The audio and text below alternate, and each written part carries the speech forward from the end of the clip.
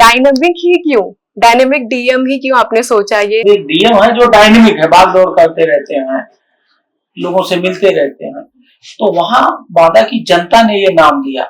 दिमाग को भी ऊर्जा चाहिए, और दिमाग को ऊर्जा कैसे मिलेगी? पढ़ने से दिमाग को ऊर्जा। तो जैसे कि आजकल के जो यूथ हैं उनका मोस्टली जो टाइम होता है वो रील्स स्क्रॉल करने में जाता है या फिर रील्स बनाने में जाता है। जो स्टूडेंट्स भी हैं तो वो क्या करते हैं, ऑनलाइन क्लासेस लेते हैं, फिर भी एक तरफ से उनका डिस्ट्रैक्शन भी होता है, ये सब रील्स, नोटिफिकेशन आया, व्हाट्सएप खोल दिया या इंस्टा चले गए। तो आपको आपकी राय इस पे क्या है? जब आपका कोई किसी काम करने में कंसंट्रेशन ही नहीं है तो आप उस काम को करने के लिए सीरियस नहीं होगे तो दीवाने नहीं होगे तो आपको वो काम सफल नहीं हो गया। उसे वल्गैरिटी के फॉर्म में भी लोग प्रेजेंट करते हैं, अब्यूजिव लैंग्वेज का भी यूज करते हैं ताकि व्यूज आए। पानी वहां था नहीं, जब पानी नहीं था तो खेती कैसे करेंगे, और खेती नहीं करेंगे तो गरीब के गरीब रहेंगे। जो अपने आप को आम आदमी नहीं मानता है वो गलतफहमी में है, उसको गलतफहमी हो गई है, चाहे वो कोई कितना बड़ा अधिकारी हो, कितना बड़ा नेता। किरण बेदी का नाम मैंने बहुत सुना था। किरण बेदी तिहाड़ जेल में ये सुधार कर दिया, वो कर दिया, और उनका बड़ा नाम है। तो हमने कहा वो तो आईपीएस थी, ये तिहाड़ जेल वो सुधार सकती है, तो जिले का पूरा मालिक हूँ।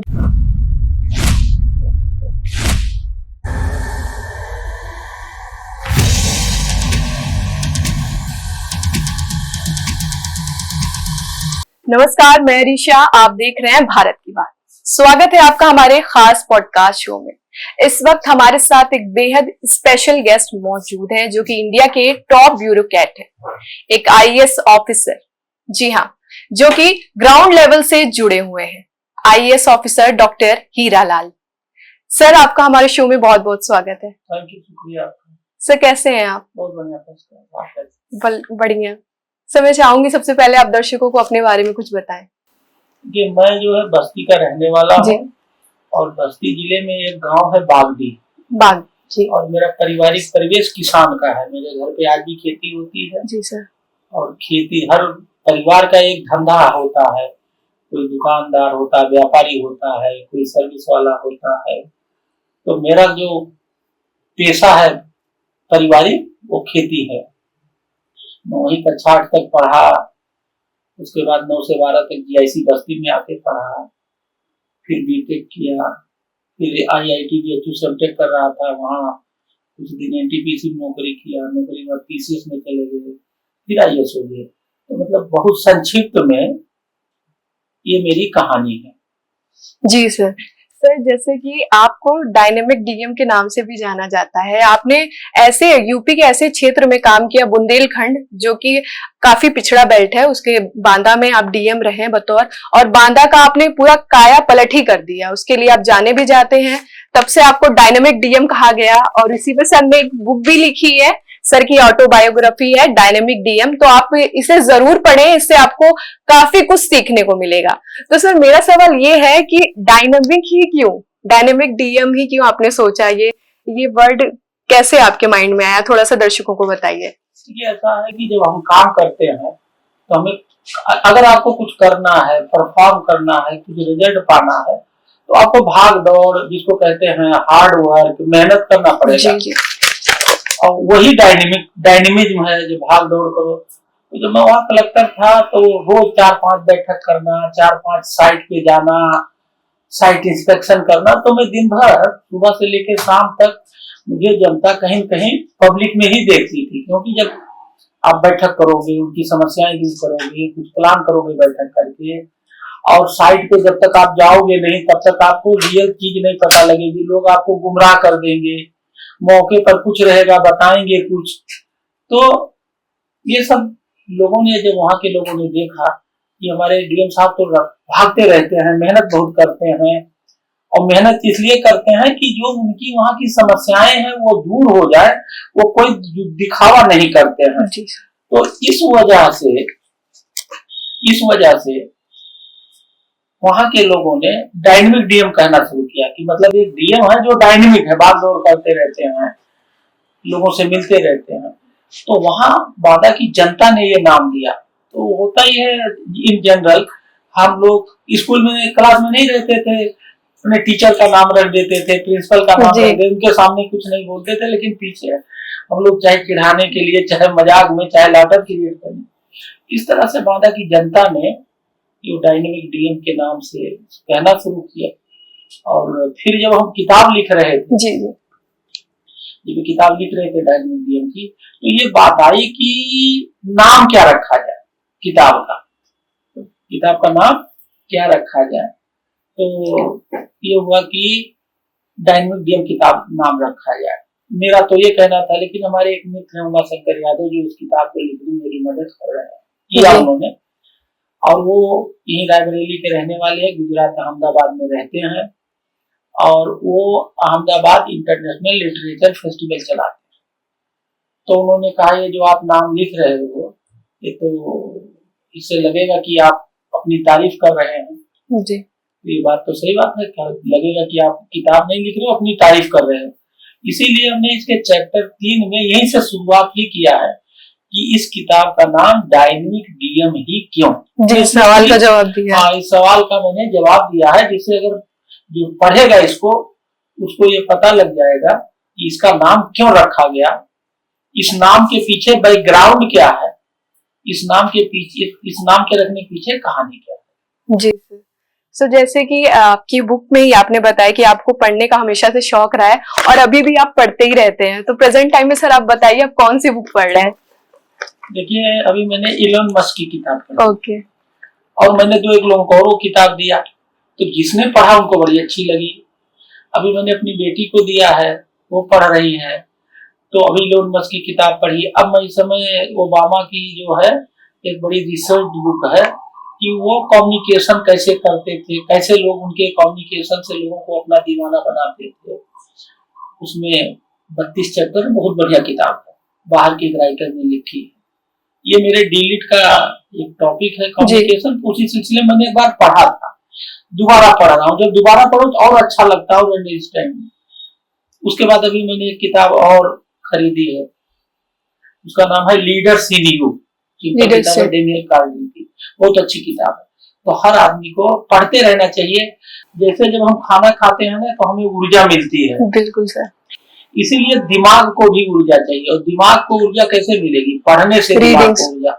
गाड़ी हम जब चलाते हैं तो उसमें पेट्रोल डालते हैं, तब गाड़ी चलती है। हमें चलने के लिए, काम करने के लिए ऊर्जा चाहिए, तो हम खाना खाते हैं, उससे ऊर्जा मिलती है। दिमाग को भी नई नई ऊर्जा, रोज ऊर्जा चाहिए। तो उसको कहाँ ऊर्जा मिलेगी? नॉलेज से। नॉलेज कहाँ आएगा दिमाग में? पढ़ने से। हर व्यक्ति को रोज पढ़ना चाहिए, नई नई चीजें जो उसके इंटरेस्ट का हो। और अगर आप बहुत सारे, जैसे बिल गेट्स साहब हैं, ओबामा जी हैं, जितने भी बड़े लोग हैं, वो हर महीने 4-5 किताब अच्छी पढ़ते हैं। तो ये सबको 4-5 किताब अच्छी, जो भी वो विषय उसका प्रिय हो, उसके बारे में पढ़ना चाहिए, जिससे दिमाग को जो फ्यूल, खुराक, डीजल, पेट्रोल चाहिए वो मिलता है। बिल्कुल सर।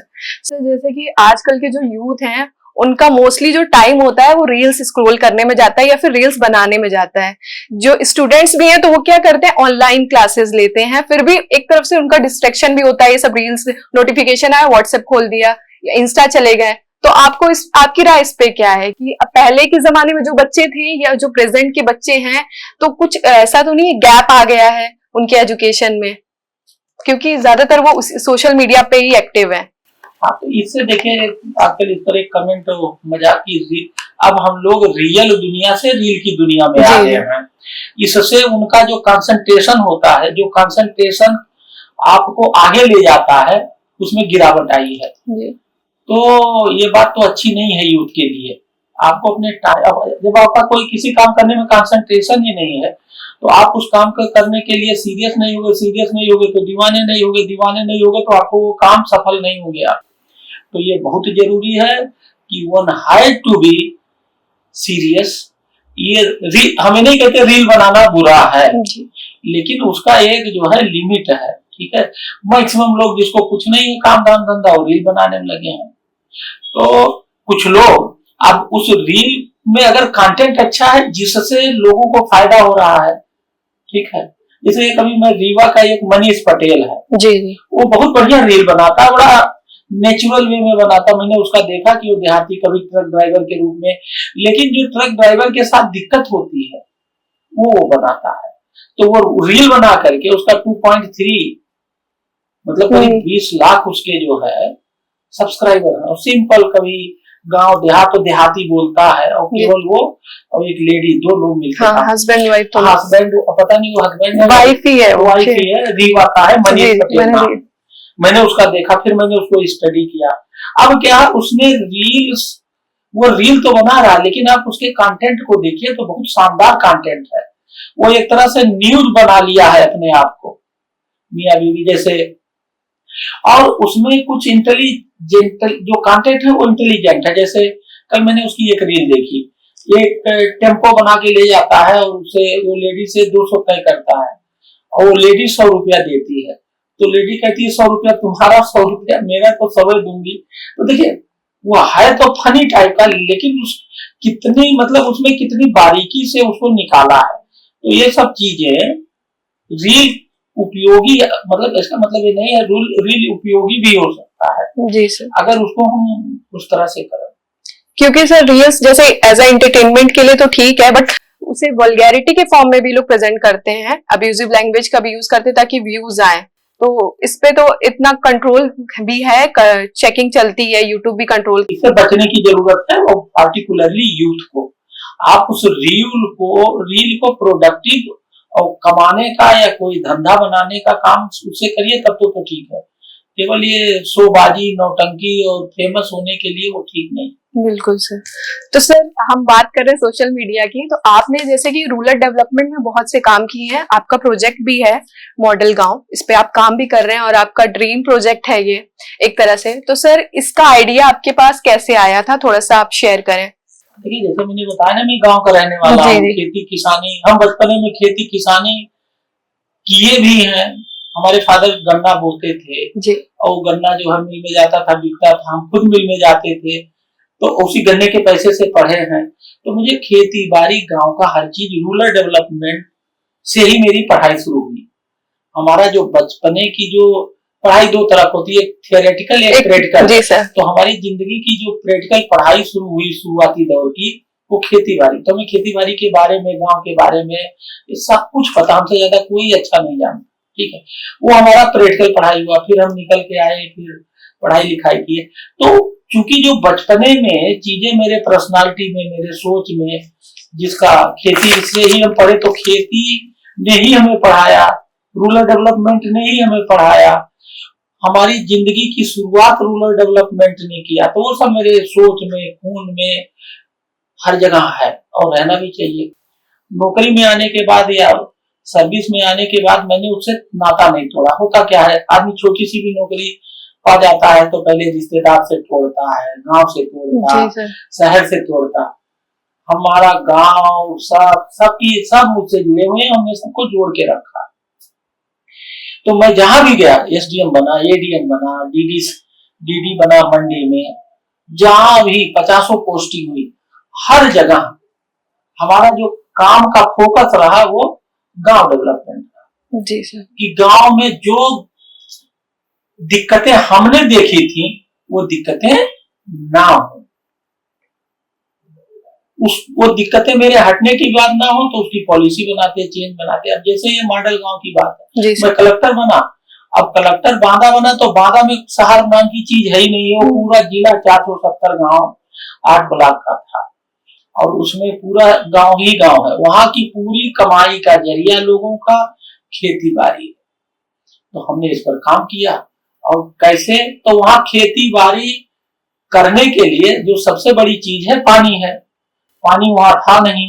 जब पानी नहीं था तो खेती कैसे करेंगे, और खेती नहीं करेंगे तो गरीब के गरीब रहेंगे। तो पानी की समस्या को दूर करने के लिए हमने काम किया, आम जनता से जुड़े, आम जनता को समझाया, आम जनता को इंपावर किया, इंस्पायर किया, और आम जनता के साथ जमीन पे बैठ के उनको समझाया कि ये पानी की समस्या 50 साल से आप क्यों नहीं दूर कर पा रहे, उसकी वजह क्या है, उसकी वजह क्या है। वो सोचते थे कि डीएम साहब पानी ला के हमारे खेत में सिंचाई के लिए दे देंगे और पीने के लिए दे देंगे, और यही वो गफलत में थे। हमने ये समझाया समस्या आपकी है और समाधान भी आपके पास है, तो जब पानी की समस्या दूर हो गई, खेती होने लगा, तो लोगों की इनकम बढ़ गई। इसी तरह से स्टूडेंट पे हमने काम किया, एजुकेशन के लिए, एजुकेशन पे काम किया, जी माइल न्यूट्रिशन पे काम किया। ऐसे हमने 2500 विषयों पे काम किया और उसको मैंने इस किताब में चैप्टर वाइज लिख दिया। जी सर। तो जब मैं वहां से हटा तो क्या क्या फायदे हुए, चुनाव में वोटिंग परसेंटेज बढ़ाने पे काम किया, पानी 1 मीटर 34 सेंटीमीटर बढ़ा, क्रॉप प्रोडक्टिविटी बढ़ी 18.5%, लोग धनी हुए। जो सबसे बड़ा फायदा हुआ, जो लोगों को दिखता नहीं है, वो क्या है? वो है लोगों के मन में जो निराशा थी वो आशा में, अरे हम तो बाद में पैदा हुए हैं, हम गरीब ही रहेंगे, हम तो धनी हो ही नहीं सकते। अगर हमें धनी होना होता तो हम नोएडा में पैदा होते, लखनऊ में। ये जो मन में भाव था ये निकला लोगों के। जब ये एक के बाद काम होने लगे तो जो निराशा का भाव था वो आशा में बदला। ठीक है, लेकिन ये कहीं किसी को दिखता नहीं। लोगों में जोश आ गया, लोगों की सोचने की क्षमता बदल गई, लोग पॉजिटिव सोचने लगे, ऊर्जा बढ़ गई। तो इन सबको मिला करके ही ये मॉडल गांव का प्रोजेक्ट हम लोगों ने शुरू किया था वहां से हटने के बाद। सर जैसे कि गांव में रूढ़िवादी सोच होती है, उनको मनाना बहुत मुश्किल होता है किसी नई चीज के लिए, तो ये आप कैसे टैकल करते थे इस चीजों को? खुद ही करने लगते हैं। हमारे यहाँ दिक्कत क्या है? अच्छा ये बताइए, महात्मा गांधी की बात लोग क्यों मानते थे? लोग अपने घर वालों को नहीं मना पाते थे। जो महात्मा गांधी जी, पूरा देश उनका कैसे दीवाना था। कई दिन हम वहां आएंगे तो पूरा देश कैसे आ जाता है। आपको आम जनता का विश्वास जीतना पड़ेगा, पब्लिक ट्रस्ट। उसके लिए क्या करना पड़ेगा? आम जनता के बीच जाना पड़ेगा। उसके बीच जाइए तो आम जनता बन जाइए, और आम जनता बन के उसकी देखिए, उसको समझिए कि आखिर उसकी क्या समस्या है। हम लोग जाते हैं तो लेक्चर अपने हिसाब से देते हैं, तो इसलिए उस पर वो लागू नहीं था। उसकी go in the shoe of the other person and see what is the real problem of that person. जब आप दूसरे के दुख दर्द को समझ के और उसकी दवा दोगे तो धीरे, तो हम यही करते हैं, हमारी यही स्टाइल। पब्लिक ट्रस्ट जीतना पड़ता है सबसे पहले, पब्लिक ट्रस्ट। तो क्या अब हम जाए वहां अंग्रेजी उर्दू बोले तो हम जाते हैं तो पहले गांव वाला बनते हैं। क्या जैसे गए तो उसके चारपाई बैठेंगे, कुर्सी उर्सी नहीं, हम जो बैठक करते हैं वो जमीन पे करते हैं। अगर हम कुर्सी पे बैठेंगे, हम कहीं जाते हैं तो फूल अवॉइड करते नहीं, वो माला दो, चूना डालो, ये सब जितना नौटंकी है कि डीएम साहब आ रहे हैं, बड़का अफसर आ रहे हैं, चूना डाल दो, वो चूना डालते नहीं है, चूना लगाते हैं। क्या तो वो हम चूना नहीं लगवाते। हमें कोई फूल उल दे तो हम पहले ही मना कर देते हैं कि ये फूल उल नहीं चलेगा। सर आप भी अपने आप को आम इंसान मानते हैं उनकी तरह? हाँ, हम मानते नहीं, हर आदमी आम इंसान है। जो अपने आप को आम आदमी नहीं मानता है वो गलतफहमी में है, उसको गलतफहमी हो गई है, चाहे वो कोई कितना बड़ा अधिकारी हो, कितना बड़ा नेता हो, कितने भी बड़े ओहदे पर हो, पर आपको अपनी ग्राउंड रियलिटी से नहीं हटना चाहिए पहले। हाँ, और जो हट गया, जी सर, जिस दिन वो हटा उसी दिन से उसकी बर्बादी शुरू हो। जमीन से सर आप जुड़े हुए हैं और हमेशा जमीन से ही जुड़े रहना चाहिए। हाँ, वो मेरी आदत। हम अगर चाहें कि हम जमीन से ना जुड़े तो हम नहीं हो सकता। वो मतलब मेरी आदत, हम जमीन से ही जुड़ेंगे। जैसे मेरे को मुझे यह है कि मैं रिटायर होने के बाद स्कूटी से चलूंगा। एक और सिंपल करना है, अभी तो चलो 4 व्हीलर से चल। सर साइकिल क्यों नहीं? मतलब इस साइकिल में इतनी स्पीड नहीं आती है सर। हेल्थ के लिए साइकिल हेल्थ के लिए बहुत अच्छा है। तो कहने का मतलब, हमने अपनी जिंदगी को सिंपल से इतना कॉम्प्लेक्स बना लिया है कि उसी में उलझे हुए हैं। तो हम लाइफ को ना एंजॉय कर पा रहे हैं, ना खुद खुश हैं और ना लोगों को खुश बना पा रहे हैं।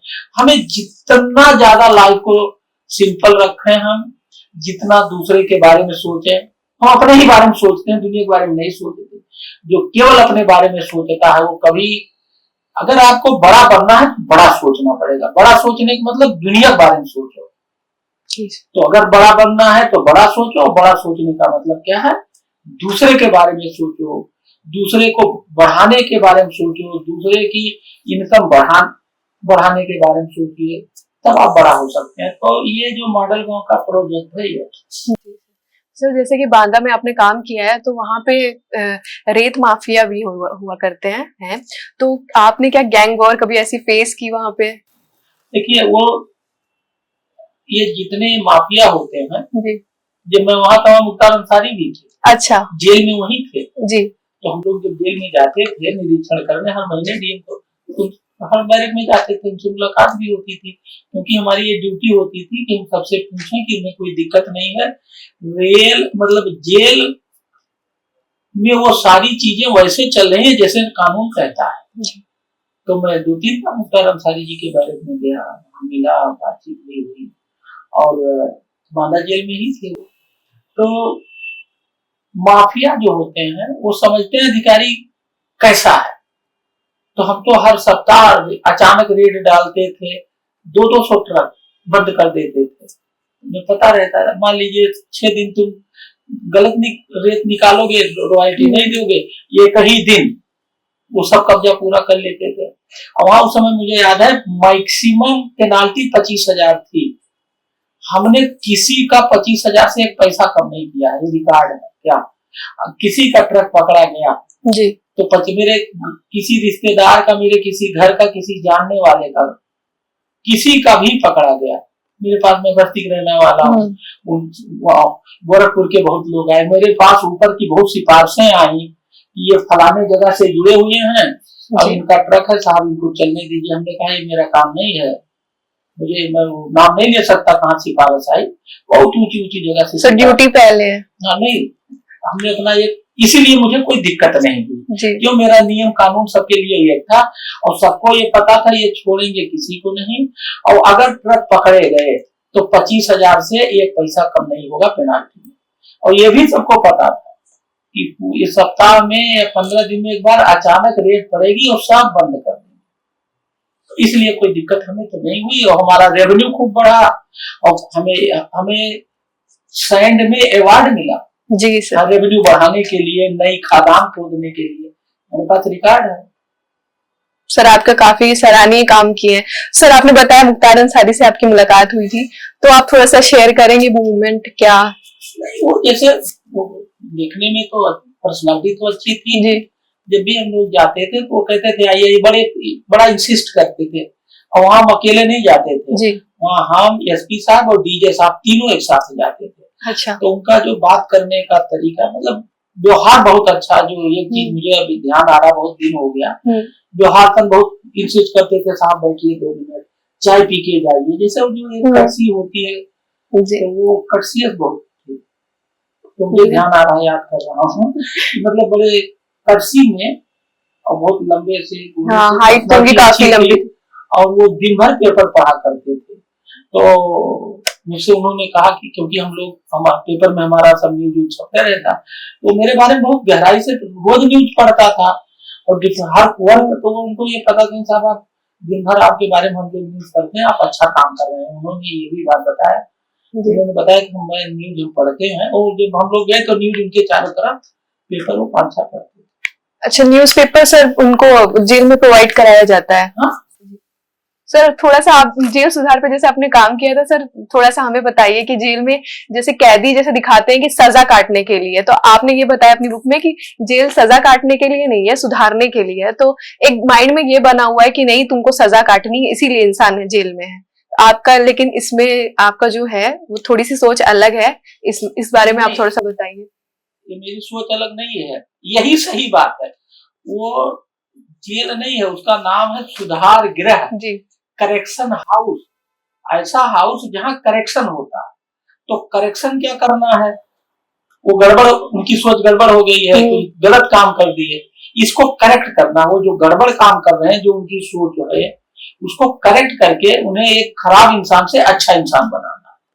तो जब हम गए वहां, हम हमारे एसपी डिस्ट्रिक्ट, ये हर महीने जाना है, ये नियम है कि हम लोग जाते हैं, पूरा जेल घूमते हैं, सबसे मिलते हैं, खाने की क्वालिटी, सफाई की क्वालिटी, और कैदियों से मिलके कहीं उनके साथ कोई वहां दिक्कत नहीं। तो हर महीने हम लोग जाते हैं, ये नियम है, जाते थे और 3 के तीनों जाते हैं, नहीं अचानक एक आदमी जाना।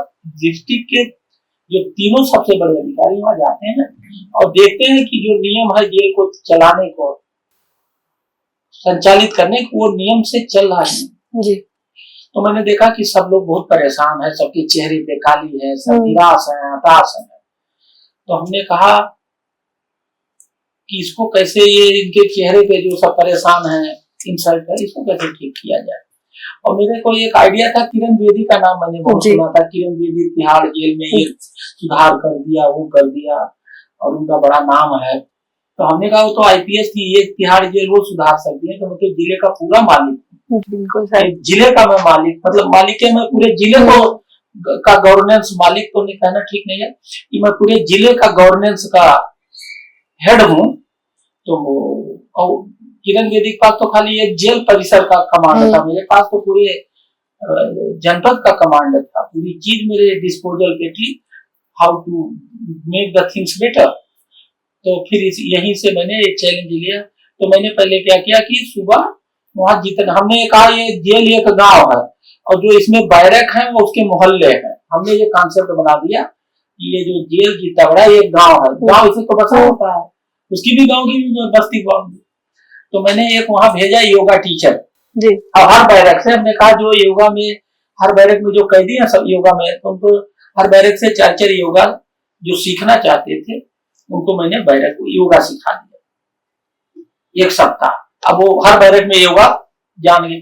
अब वो सुबह रोज 5 बजे उठते थे, 5:30 से 6:30 1 घंटा वो जो बैरक में योगा सीखे थे वो अपने बैरक में योगा कराता था। तो हर बैरक में हमने योगा ट्रेनर तैयार करा दिया, और ट्रेनर तैयार कराने के बाद वो सुबह योगा कराता था। अब आदमी 4-5 बजे उठेगा, योगा करेगा, तो उसकी हेल्थ ठीक हो जाएगी, रूटीन उनका बन गया, रूटीन बन गया जी। फिर इसी तरह से वहां कल्चरल एक्टिविटी, एक स्टेज था और कैदियों बैठने, तो हमने कहा एक दिन सैटरडे को कल्चरल एक्टिविटी होगी 2-2.5 घंटे का, तो उसी में वो नाच गाना नौटंकी वही कैदी ही करेंगे, और देखने वाले सामने कैदी ही रहेंगे, एंटरटेनमेंट के लिए। एंटरटेन। तो उनका 3 घंटे का एक पिक्चर हमने ये तैयार करा दिया। अब इसी में कौन गाना गाएगा, अच्छा वहाँ जो ढोलक मजीरा हारमोनिया ये सब होता है, देती है सरकार, जो नहीं था हमने दिलवा दिया। अब वहाँ ये, अब लोग इसमें व्यस्त हो गए, तुम्हें क्या गाना आता, कौन नौटंकी, और तो एक चीज तो ये शुरू करा दिया। दूसरी एक्टिविटी, तीसरा हमने ये शुरू करा दिया कि जिसको जो खेलना आता है, हमने सब कैदी से कहा जिसको जो खेलना आता है बताओ क्या खेलोगे। तो कोई फुटबॉल खेलना तो फुटबॉल की टीम बना दिया, कोई वॉलीबॉल, बैडमिंटन, रस्साकशी, जितने खेल थे उतने तरह का टीम बन गई। और मैंने उनको वो चीज मुहैया, अपने खेल विभाग से कहा इनको बैडमिंटन दे दो, इनको नेट दे दो, जो मांगे सब दिलवा दिया। अब वो हर कैदी खेलिए। तीसरी एक्टिविटी, इसी तरह से हमने 12 एक्टिविटी शुरू कराई। अब पूरा दिन कैदियों का क्या होने लगा, अच्छे से बीतने लगा, वो अपने मन का काम करने लगे, उनकी हेल्थ सुधरने लगी, और वो खुशहाल हो गए। गांव एक खुशहाल गांव में हमने कन्वर्ट कर दिया। केवल यही था कि वो बाउंड्री के बाहर नहीं निकल सकते थे, बस इतना नहीं हो पाया, और अदरवाइज एक खुशहाल गांव में हमने जेल को, यही हमने जेल सुधार में लिखा। फिर उत्तर प्रदेश सरकार ने एक कमेटी गठित करके हर जेल की वो कराया इवैल्यूएशन की कौन जेल अच्छा चल रहा था, हमें नंबर 1 जेल का अवार्ड मिला आपको। जी सर, अवार्ड से याद आया कि बांदा को प्रधानमंत्री अवार्ड भी मिलने वाला था, आपको पूरी उम्मीद थी कि मिलेगा भी, बट बदकिस्मती कहें इसे या कुछ और, कि आप उस टाइम आपका जो बतौर आप वहां पे डीएम नहीं थे, वो आपका टाइम पीरियड खत्म हो गया था, तो वो चीज आपने कैसे फेस की थी? नहीं देखिए, ये बात सही थी कि वो अवार्ड सेलेक्ट भी हो गए थे, उसमें 4 फेज में सिलेक्शन होना था, first phase, second phase, third phase. जी, नाम भी आया उसका, उसमें नाम आया, टॉप में भी आया। हाँ, 100 में 95 नंबर हम लोगों के हमारे वादा को मिला। फिर अचानक ये पता लगा कि ये तो अप्लाई वही जिलाधिकारी कर सकता है जो उस समय जिले में है, क्योंकि मैं उस समय हट चुका था। तो ये तो टेक्निकल बात थी, और इसको लेके तो ये तो शॉकिंग था, क्योंकि पूरे जनपद को पता था और वहाँ के सांसद विधायक को पता था। तो it was a great shock to all, जिसको ये पता था कि ये प्रोसेस चल रहा है। इस पर वहाँ के सांसद जी थे जो उस समय, उन्होंने शिकायत भी की, उन्होंने और लोगों से भी शिकायत कराई, और ये मुद्दा बना जी। और एक अच्छे काम को, और जहाँ एक आशा बन जाए कि हाँ ये हम लोग सेलेक्ट हो गए हैं, और आपको रिजल्ट, आपको पता लग गया कि आपका स्कोर 99% है, और पता लगे आपको सर्टिफिकेट नहीं मिलेगा, तो ये शॉकिंग था। और really it was shocking not only for me, but it was shocking for all those who was involved at that point of time, क्योंकि इम्तिहान हो रहे थे, मौके पर जांच हो रही थी, बहुत सारे डॉक्यूमेंटेशन होने थे, लेकिन वो फिर एक चैलेंज के रूप में बात आई सॉल्व। तो फिर हर every crisis is an opportunity, उसने भी बहुत कुछ सिखाया। बिल्कुल सर। तो वो एक शॉकिंग तो था। तो सर थोड़ी सी निराशा तो हुई होगी, तो फिर उससे निराशा से आपने उसे आशा में कैसे बदला? हमने बताया ना, every crisis is an opportunity. तो ये चैलेंज तो था ही कि भाई ये इतनी बड़ी चीज होने के बाद, अच्छा वहां के जो अधिकारी थे वो हमें जानते थे, तो बताते रहते थे कि आप इतने नंबर का आए हो, सेकंड नंबर पे ये है, थर्ड नंबर पे ये है। तो हमारा बहुत नंबर था, दूसरे नंबर वाला 80 था, हमारा 95 था। 4 ज्वाइंट सिक्योरिटी भारत सरकार के इंटरव्यू किए। तो शॉकिंग, मतलब शॉक तो हर आदमी, जब कोई चीज आपके सामने सब चीज पता था, पास हो, तो that was a great shock. Yes sir. फिर वो चैलेंज तो रहता है, तो उस जो वहां से शॉकिंग, तो मॉडल गांव में शौक को इधर हुआ कि कुछ और अच्छा किया, आपने उसे अपॉर्चुनिटी में बदला। तो सर आपके मॉडल गांव में 3 पिलर्स हैं, विलेज मैनिफेस्टो, चेंज मेकर और एफपीसी, किसान उत्पादक कंपनी। तो sir village manifesto, change maker, किसान उत्पादक कंपनी, इसके बारे में थोड़ा सा आप बताइए कैसे? देखिए गांव में लोगों को ये पता है गांव का विकास, आप गांव वाले से पूछो कि विकास क्या है, गांव का विकास क्या है, तो कहेगा नाली, खड़ंजा और राशन की दुकान, इसके अलावा उसको कुछ नहीं पता। बिल्कुल सर। दूसरा उसे क्या पता है, ये पता है कि हमारा विकास, गांव का विकास कौन करेगा, सरकार करेगी। कोई डीएम साहब कर देंगे, कोई एसडीएम कर देगा, कोई एमपी साहब, या उसे वो कुछ नहीं करेगा। जबकि सच्चाई क्या है, गांव का विकास ना डीएम साहब करेंगे ना एम, कोई नहीं करेगा, गांव वाले को खुद करना। क्या? Yes sir. रूरल डेवलपमेंट केवल गांव वाला ही कर सकता है, जब सारे गांव वाले मिलके करेंगे तभी होगा। अभी उसकी क्या धारणा है, उसे कुछ नहीं करना है, सरकार कर देगी, नेताजी कर देंगे, वो नहीं कुछ करेगा। ये जो धारणा है, इससे रूरल डेवलपमेंट पे बुरा प्रभाव पड़ रहा। सरकार ने तो बहुत सारी स्कीम बना दी, और आपको ना उस स्कीम के बारे में पता, आप स्कीम का लाभ ही नहीं ले पा रहे हो। सरकार देना चाह रही है, लेकिन जब आपको जानकारी नहीं है तो आप ले नहीं पा रहे हो, तो सरकार को आप अपना तो फेल हो ही रहे हो, सरकार भी फेल हो रही है। तो मॉडल गांव में हम लोगों ने यही किया कि पहले ये सोच बदली मैनिफेस्टो से, इसमें 25 बिंदुओं पे काम करना है, गांव में कोई विवाद ना हो, पानी बचाओ, उससे इनकम बढ़ती है, पेड़ लगाओ, टेक्नोलॉजी का यूज करो। वो हम लोगों ने एक मैनिफेस्टो बनाया, उसमें 25 पॉइंट लिखे हैं। उनको क्या पता, तो मैनिफेस्टो का 2 उद्देश्य है कि लोगों को गांव में किन किन मुद्दों पे काम होना चाहिए ये बताना, वो 25 पॉइंट बताना।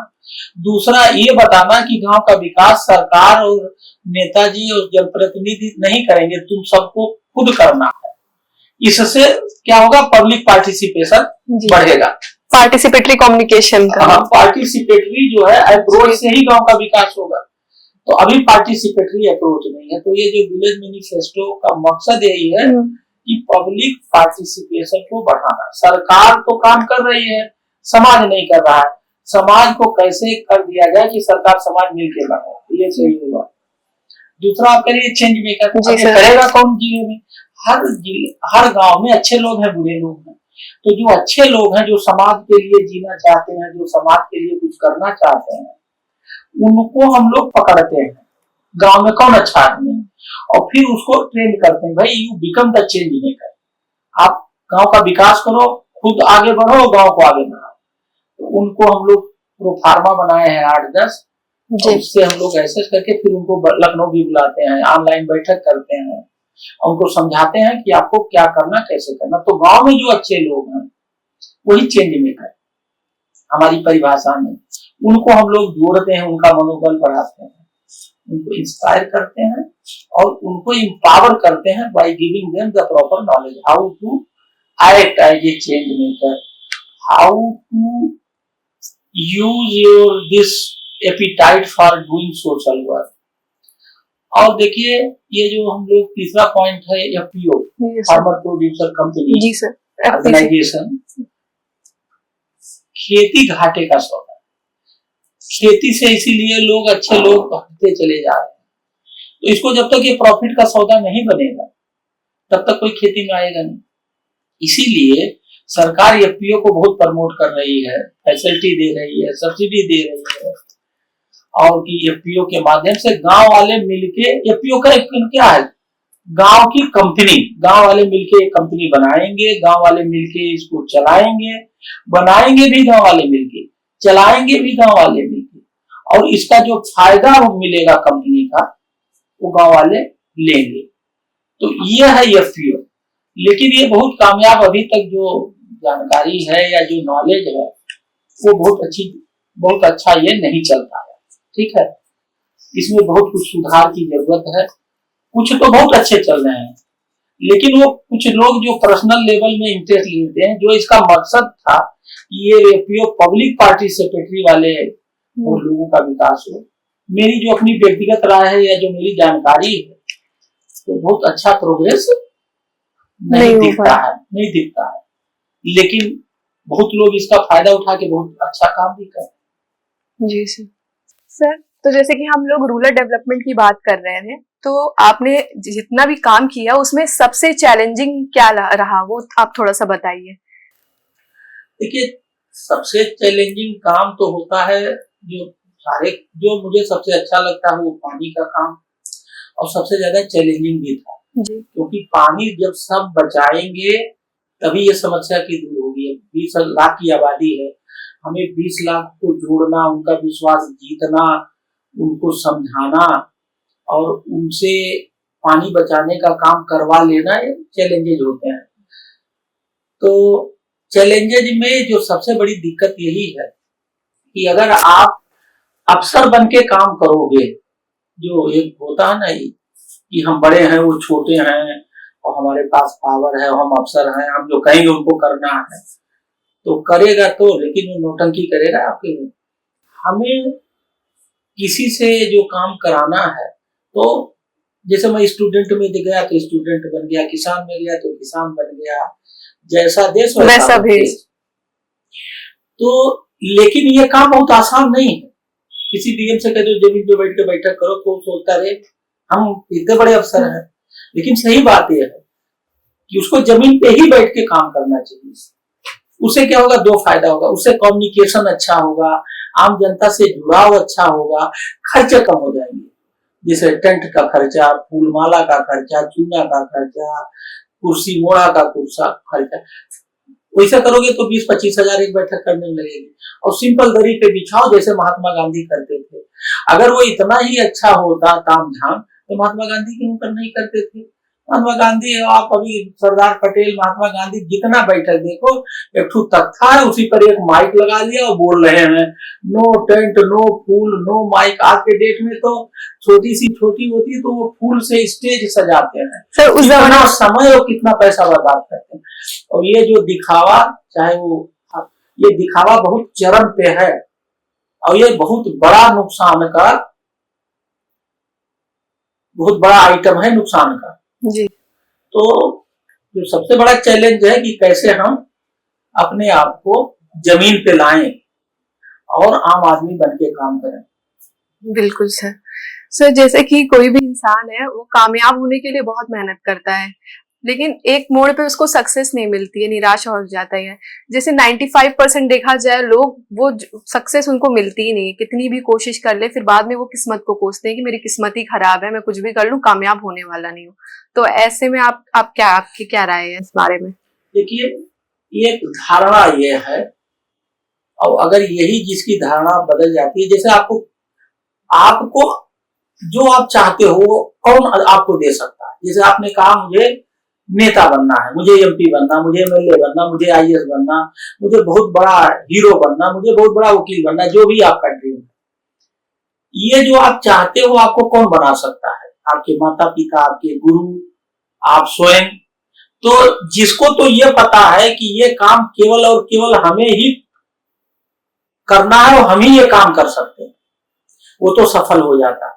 और जिसके दिमाग में ये है कि अरे वो तो हमारे वहां जुआड़ है, हम तो बहुत धनी हैं और हमारे माता पिता बहुत हैं और हम आईएएस बन जाएंगे, मान लीजिए, वो नहीं सफल होगा। जब उसके ये समझ में आएगा कि ये इसमें किसी का कोई नहीं चलेगा, तो जिसको ये पता लग जाता है, जिसको ये एहसास हो जाता है कि हमें जो चाहिए वो केवल और केवल हम ही पा सकते हैं, हम ही कर सकते हैं, वो तो सफल हो सकता है, हो जाता है। लेकिन अधिकांश लोगों का अरे वो मदद कर देंगे, वो कर देंगे, वो कर देंगे, तो वो रेफरेंस मिल जाएगा किसी का, किसी के हाँ, रेफरेंस से हो जाएगी, जॉब मिल जाएगी, ये हो जाएगा तो फेल हो जाता है। तो जिस दिन आपके समझ में आ गया कि हम जहां जाना चाहते हैं वहां जाने में मदद कौन कर सकता है? हम खुद। स्वयं। जी। जिसने ये सोच लिया वो तो आगे चला गया, उसको उसकी मंजिल मिल गई। और जो इसमें तब्दीली, सोच में जिसके थोड़ी भी तब्दीली है, अरे वो थोड़ा मेरे पापा मदद कर देंगे, थोड़ा मेरा रिश्तेदार कर देगा, दोस्त कर देगा, वही हार गया है, तभी उसके सक्सेस का कोई रास्ता फिर नहीं बचेगा। आपको आगे केवल आप ले जा सकते हो और कोई दूसरा नहीं। यही एक सेंटेंस है, मंत्र है। बिल्कुल सर, कामयाब होने का यही मंत्र है सर ने जो हमारे साथ शेयर किया। तो सर जो आईएएस, जैसे कि आप आईएएस ऑफिसर हैं, तमाम देश के जो युवा यूथ है उसका भी सपना, ज्यादातर जो पीढ़ी है उसका सपना है कि मैं भी आईएएस बनूं, आईपीएस बनूं, आईएफएस बनूं। और अभी तो आजकल के जो जमाने में ट्रेंड सा चल गया है कि आईएएस बनना ही है। वो लोग मेहनत करते रहते हैं, प्रिपरेशन करते रहते हैं, मतलब डिप्रेशन में भी चले जाते हैं वो, कि जब उनको रिजल्ट उस हिसाब से आता ही नहीं है। और एग्जाम में करोड़ों लोग बैठते हैं और उसमें से भी कुछ गिने चुनों का सिलेक्शन होता है। तो इस पे आप उनको क्या, कि वो थोड़ा सा अपने खुद पे भरोसा रखें, थोड़ा सा आप क्या बोलना चाहेंगे उनको? देखिए, पहले तो आपको अपनी क्षमता का एहसास खुद ही आकलन करना चाहिए। इसे मान लीजिए कि आप जो है 2 रोटी खाने की क्षमता है और आपको लगे और कि हम 10 रोटी खा लेंगे तो आप खा पाएंगे? नहीं खा पाएंगे। तो पहले तो आपको अपनी क्षमता का आकलन करना चाहिए। और वो आकलन कैसे करना चाहिए? वो हो जाता है, जो चीज आप सोचोगे हो जाएगा। हमें अपना पोटेंशियल पता होना चाहिए। पता होना चाहिए। जैसे हम जब प्राइमरी में पढ़ते थे तो हम पढ़ने बहुत तेज थे, तो हमारी मैथ की कॉपी गुरुजी चेक कर देते थे, हमें पूरे क्लास की कॉपी दे देते थे कि आप चेक करिए, और मैं अपना देख के और टिक लगाता रहता था गलती का। तो वहीं से पता लग गया ना मैं कि हाँ मेरे अंदर वो चीज है। तो अगर वो चीज है तो अब ये कि वैल्यूएशन हो गया कि मैं क्लास का टॉपर। तो अगर मैं बहुत, आपको इस तरह से कहीं न कहीं किसी न किसी स्टेज पे इवेल्युएट करना होगा कि जो आप चाहते हो वो क्षमता है या नहीं है। ठीक है, अगर आपके अंदर वो क्षमता नहीं है तो वो क्षमता पैदा करो, तभी मिलेगा। तो ये इवेल्युएशन बिना किए वो भेड़ चाले गए, वो आईएएस बन गए, अब हम आईएएस बनेंगे। आप देखिए, आपके अंदर वो भूख है आईएएस बनने की। जब तक वो अंदर भूख नहीं होगी, कोई बच्चे का इंटरेस्ट गाने में है, आप कह रहे हो जाओ उसको आईएएस बनो, वो गाने में बहुत बड़ा टॉप का बनेगा, सिंगर, टॉप का सिंगर बन सकता है। तो हमें काम वही करना चाहिए जिसमें हमारी रुचि हो और जो हमारे अंदर जिसकी भूख हो। अब मेरा अपना केस है, मेरे अंदर वो भूख पैदा की गई, मेरे फादर ने ये मुझे समझाया, क्योंकि उस समय खेती बाड़ी में यही होता था, पढ़ने का मतलब नौकरी। तो मेरे फादर कहते थे कि पढ़ के नौकरी करनी है तो बड़ी नौकरी करो। उन्होंने मेरे दिमाग में शुरू से ही, बचपने से ही ये भूख पैदा की। फिर मैं वही सपना देखने लगा, वही मेरी रुचि हो गई। जब सपना देखने लगा, रुचि हो गई और मेरा पैशन हो गया तो मिल गई। सर आप ये मानते हैं कि फैमिली जो पेरेंट्स हो वो एजुकेटेड होने चाहिए तभी बच्चे कामयाब होंगे? क्योंकि मोस्टली कुछ बच्चे होते हैं उनके पेरेंट्स नहीं एजुकेटेड होते हैं, और कुछ के होते भी हैं तो उनको वो सपोर्ट मिलता है, उस हिसाब से वो जल्दी सक्सेस पाते हैं। ऐसा कुछ है क्या? देखिए, ये बात कुछ हद तक सही है, कुछ हद तक सही नहीं भी है। आज के डेट में मैं मानता हूँ ये सही नहीं है। पहले हमारा जो जमाना था, आज के डेट में आपको इंटरनेट है और हर आदमी के पास ये मोबाइल है और इसमें इंटरनेट का कनेक्शन है, इसमें गूगल है। आपको पेरेंट वाला काम ये गूगल करने लगा, how to prepare for IAS, which is best topic, बहुत सारे इंटरव्यू है, बहुत इतना इंफॉर्मेशन है। तो वो जो पेरेंट्स से पूछना है ये बता देगा, तो वो वाली समस्या मुझे नहीं लगती अब जी। तो अब आज के डेट में कोई चीज नहीं, केवल आईएएस नहीं, आप नाचना चाहते हो, आप गाना चाहते हो, आप हीरो बनना चाहते हो, हर फील्ड के बारे में आपके अंदर वो क्यूरियोसिटी हो, में ये जानना है। तो केवल इंडियन नॉलेज नहीं, global knowledge, the knowledge which is given by the top universities of the world, सबका ऑनलाइन है, रिसर्च पेपर है, ऑडियो है, वीडियो है, पढ़ के सीख लो। तो वो समस्या अब नहीं है, मैं नहीं मानता। यही यही यही रीजन है क्यों।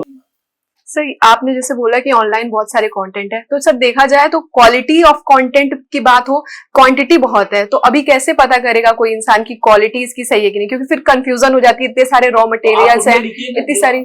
आप लिखिए टॉप 10, उसमें टॉप 10 ढूंढ लीजिए, उन्हीं का कंटेंट पढ़िए। क्या जी, आपको जैसे जो भी टॉपिक लिखना है, टॉप 10, टॉप 5, और उन्हीं का कंटेंट पढ़िए और किसी का पढ़िए। बिल्कुल सर। सर हमारे जो देश में अभी देखा जा रहा है कि अनएम्प्लॉयमेंट रेट काफी बढ़ रहा है, बेरोजगारी चरम पर है, जो यूथ हैं पोस्ट ग्रेजुएट होके भी उनको अंडर एम्प्लॉयमेंट में काम कर रहे हैं, तो इस पे आपको क्या लगता है कि सच में ये ग्राउंड रियलिटी है कि नहीं? हाँ, ये ग्राउंड रियलिटी है। और अनएम्प्लॉयमेंट की जो बात है या अंडर एम्प्लॉयमेंट की बात है, ये बहुत बड़ा एक इशू है और बहुत बड़ी समस्या है। इसके लिए हमें देखिए, जो नौकरी वाला माइंड सेट है उससे निकलना पड़ेगा जी। अब हमें इंटरप्रेन्योरियल वाले माइंड सेट में और अपने स्किल को रोज अपडेट करना है। ये चीज देखने को नहीं मिल रही। एक बार हमने पढ़ लिया, अब हमें नौकरी मिल गई, हम जिंदगी भर नहीं पढ़ेंगे। भाई रोज तो आपका काम बदल रहा है, तो जब तक रोज पढ़ोगे नहीं, अपने को अपडेट नहीं करोगे, तो आउटडेटेड हो जाओगे जी। तो इसी तरह से जो हमारा यूथ है उसको पढ़ने की तरफ जो रुझान है वो करना चाहिए। किसी तरह बहुत सारे स्किल हैं और बहुत, देखिए, काम करने वाले के लिए कोई कमी नहीं है। और जो अगर आप फेल हैं तो इसके लिए आप खुद जिम्मेदार हैं। अगर आप गरीब हैं तो आप खुद जिम्मेदार। आप अपने गांव में देखिए, ये कई गांव में, ये कई वातावरण में कई परिवार है, जो मेहनती परिवार होता है, उसका घर में कमाई होती है, वो सुबह 4 बजे उठ के और जाके खेती में काम करता है, उसको कोई कमी नहीं है। वही पड़ोस में वो 10 बजे सो के उठते हैं, वो मेहनत नहीं करेंगे तो गरीब रहेंगे। जबकि अगल बगल घर है, दोनों के पास बराबर के खेत हैं। एक बहुत मेहनती है, कुछ नया वैरायटी का बीज लाता है, खाद लाता है, कुछ नया खेती में करता रहता है, रोज कुछ ना कुछ सीखता रहता है, बाहर से सीख के आता अपनी खेती में, उसको लगा के वो पैसा कमाता है। उसी का दूसरा भाई है, वो 8 बजे तक सोएगा, आराम से जाके चौराहे पे गप मारेगा, तो वो धनी होगा। हर मोहल्ले में, हर गांव में, हर जगह अच्छे लोग हैं। आप कहीं बाहर मत जाइए, आप अपने गांव में ही देखिए कि जो आपके गांव में ही अच्छा काम करे, उन्हीं से सीखिए, उन्हीं की नकल करिए, उन्हीं के पास बैठिए, उन्हीं से कहिए, भैया तुम कैसे धनी हो गए, हम कैसे गरीब हो गए, आप बताइए, हम भी धनी होना चाहते हैं। ये कौन करता? कोई करता है? तो जब तक ये नहीं करोगे तब तक आप धनी कैसे हो जाओगे? आप 8 बजे तक सोते रहे, वो बेचारा 4 बजे उठ के खेत में बैल लेके और ट्रैक्टर लेके खेती करने जा रहा, और आप 8 बजे तक सो रहे हो, कैसे धनी हो जाओगे? जी सर। आपको क्या लगता है, हार्ड वर्क ज्यादा जरूरी है या फिर स्मार्ट वर्क? दोनों जरूरी है। हार्ड वर्क भी जरूरी है और smart, embedded with the smart. इसीलिए जब पढ़ेंगे ना आप स्मार्ट का, आप मेहनत करिए, अगर रिजल्ट नहीं आ रहा तो इसका मतलब कि करने में, प्रोसेस में कोई दिक्कत है, पढ़िए, प्रोसेस चेंज करिए, वही स्मार्ट हो जाएगा। बिल्कुल सर। जैसे कि आपने डेवलपमेंट के बारे में बताया और आप काम भी कर रहे हैं मॉडल गांव पे, ऑल ओवर इंडिया आप काम कर रहे हैं, तो आपको क्या लगता है कि हमारा इंडिया का जितने विलेजेस हैं सारे के सारे, जैसे कि हमारा देश जो है गांव में ही बसता है, आपने भी किताब में लिखा और ये रियलिटी है, फैक्ट है, तो आपको क्या लगता है कि आपका जो ये प्रोजेक्ट है कितने सालों में हमारा जो जितने भी गांव है देश के, कितना टाइम लगेगा उसको डेवलप होने में? तो ये इस पर कुछ नहीं कहा जा सकता कितना टाइम लगेगा, हो पाएगा नहीं हो पाएगा। Development is a continuous process, जी sir, slow process. It is very hard to say कि when we are going to complete this task. हम बचपने में अपने गांव में रहते थे, 1966-67 में हम 80 तक गांव में रहे। गांव में बहुत बुरा हाल था। आज हर गांव में रोड अच्छे हैं, बिजली की व्यवस्था है, पानी की व्यवस्था है, ठीक है ना। तो क्या था वहां, पहले बेसिक चीजें ही नहीं थी, रोड ही नहीं था, बिजली नहीं थी, पानी नहीं था, ठीक है। स्कूल के लिए दूर दूर तक जाते थे, बच्चियों की तो और दिक्कत थी, कैसे लड़कियां पढ़ने दूर जाए। आज हर 2-3 किलोमीटर पे गांव में प्राइमरी स्कूल, बच्चे नहीं, प्राइमरी स्कूल बंद करने की नौबत आ रही है, पेयरिंग करना, हाँ पेयरिंग करने की नौबत आ रही है। तो देखिए ये क्या है, ये विकास ही तो है। आज 40-50 साल में विकास काफी हुआ, लेकिन जितना होना चाहिए था नहीं हुआ। तो इसका ना कोई पैमाना, जिस दिन दुनिया जाग जाएगी, जिस दिन जाग जाएगी उसी दिन विकास जल्दी हो जाएगा, नहीं जागेगी तो कम होगा। तो हम सबको मिलके जगाना। हम मॉडल गांव में कुछ किसी को देते नहीं है, लोगों की आंखें खोलते हैं, जगाते हैं, सिखाते हैं, जगाया, सिखाया और दौड़ाया। Simple. Thank you so much sir, आपने इतना कीमती वक्त हमारे साथ साझा किया। आप हमारे चैनल पे हैं, आपका बहुत बहुत शुक्रिया। आपकी इंस्पायरिंग जर्नी से हम उम्मीद करते हैं हमारे ऑडियंस को भी बहुत कुछ सीखने को मिलेगा, और आप सर की डायनेमिक डीएम बुक जरूर पढ़ें। आपको इससे फ्लिपकार्ट और अमेजॉन पे उपलब्ध है। ओके सर, ये किताब जो है फ्लिपकार्ट, अमेजॉन पे ऑनलाइन उपलब्ध है। ये हिंदी, इंग्लिश और गुजराती में है और बहुत पॉपुलर है। अभी दैनिक जागरण 20 किताबें ईयरली बेस्ट सेलर किताबों की एक सूची छाप रहा है पूरे देश में। इसमें ये लगातार इस किताब को छाप रहा है। पिछले 3 साल से ये बेस्ट सेलर में है और लोग इसको खूब पढ़ रहे हैं, क्योंकि ये प्रैक्टिकल बुक है। जी, आप भी जरूर इस बुक को बाय करें, परचेज करें, और इससे आपको बहुत कुछ सीखने को मिलेगा। सर की भी जर्नी से, इनकी बातों से आपको बहुत कुछ सीखने, उम्मीद करते हैं आपको कुछ सीखने को मिला ही होगा। बने रहिए हमारे साथ और देखते रहिए भारत की बात।